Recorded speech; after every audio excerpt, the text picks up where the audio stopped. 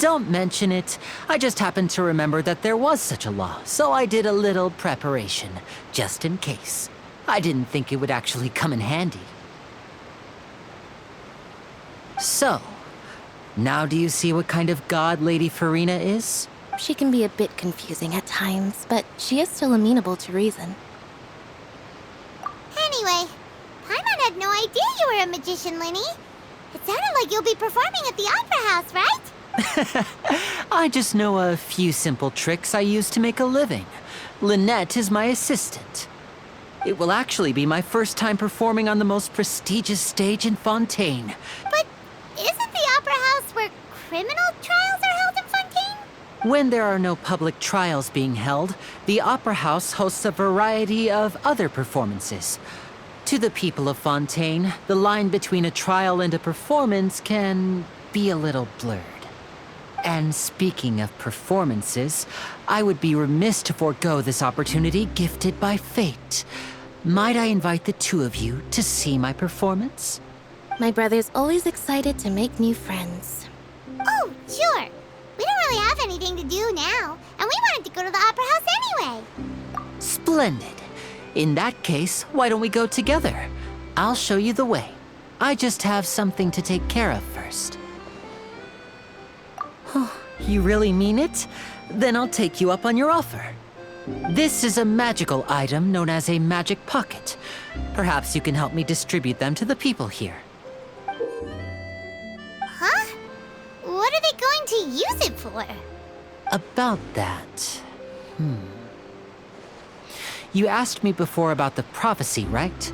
Let me start by telling you a little more about what it entails.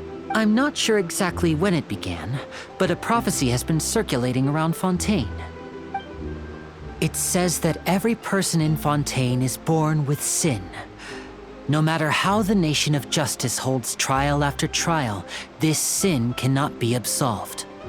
Until one day, the water levels in Fontaine will rise, and the sinful people will slowly be drowned. In the end, the people will all be dissolved into the waters, and only the Hydro Archon will remain, weeping on her throne. Only then will the sins of the people of Fontaine be washed away. That sounds pretty gloomy. Why are people in Fontaine born with sin? What is that supposed to mean? There are lots of guesses. Some say that the ancestors of Fontaine stole the power of the seas and stirred its wrath. Others say that the people of Fontaine never heeded the first Hydro Archon's warnings and offended Celestia. But here in Fontaine, evidence is what matters. There hasn't been concrete evidence for any of these claims, so they can only be regarded as conjecture. If even the people in Fontaine don't know what sin they committed, wouldn't it be better just to ignore the prophecy completely? Why bother feeling guilty all the time? That's exactly what the people did at first. But in the last few years, the water levels in Fontaine have actually started rising. Many places have already been completely submerged, and now lie beneath the sea. Many people carry on with their lives as before and shrug it off as a natural phenomenon. But my family and I think that the people of Fontaine shouldn't ignore the possibility, which would end up sentencing them to death. We hope that at least the people who reside near the waterfront can move away before it's too late. So, we've started distributing magic pockets to them. As a magical item, these magic pockets have astonishing capacity. I'm sure they will come in handy when people are moving their belongings. Oh, Paimon gets it! It's like preparing for a rainy day! But this is more than a bit of rain.